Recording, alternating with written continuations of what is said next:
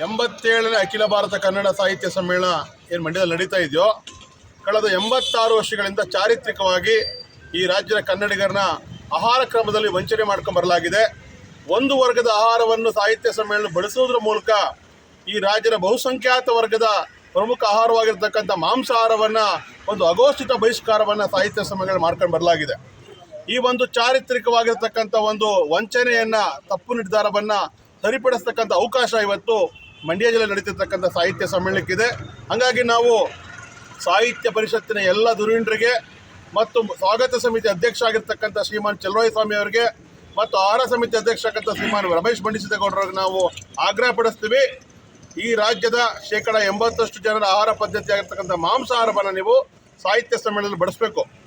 ಸಾಹಿತ್ಯ ಸಮ್ಮೇಳನ ಮಾಂಸಾಹಾರವನ್ನು ಬಳಸ್ತಿರ್ತಕ್ಕಂಥ ಮಂಡ್ಯ ಜನರಿಗೋಸ್ಕರ ಅಲ್ಲ, ನಾವು ಕೇಳ್ತಿರ್ತಕ್ಕಂಥದ್ದು ಈ ರಾಜ್ಯದ ಎಲ್ಲ ಸಾಹಿತ್ಯ ಆಸಕ್ತರಿಗೆ ಇದು ಕೊಡಬೇಕು. ಮತ್ತು ಬಹಳಷ್ಟು ಜನ ಏನಿವತ್ತು ನೂಕಲಾಗುತ್ತೆ, ಬಡ್ಸೋಕ್ಕಾಗಲ್ಲ.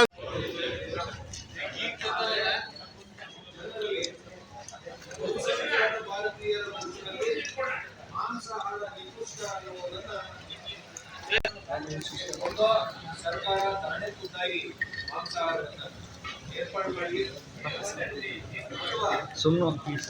ಆಗೋದಿಲ್ಲ ಅಂತ ಬೆಚ್ಚರಿರುವುದಾದರೆ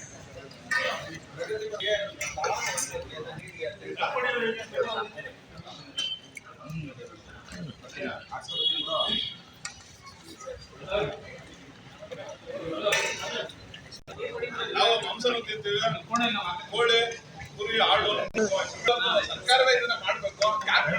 ನಮ್ಮ ತೆರಿಗೆಯಿಂದ ಈ ಕಾರ್ಯಕ್ರಮ ಮಾಡ್ತಾರಲ್ಲ, ನಾವು 80% ಜನ ತೆರಿಗೆ ಬೀಳ್ತಾ ಇದ್ದೀವಿ. ಅದರ ಪ್ರತಿಬಿಂಬವಾಗಿ ನಮಗೆ ಆಹಾರ ಕೊಡಿ,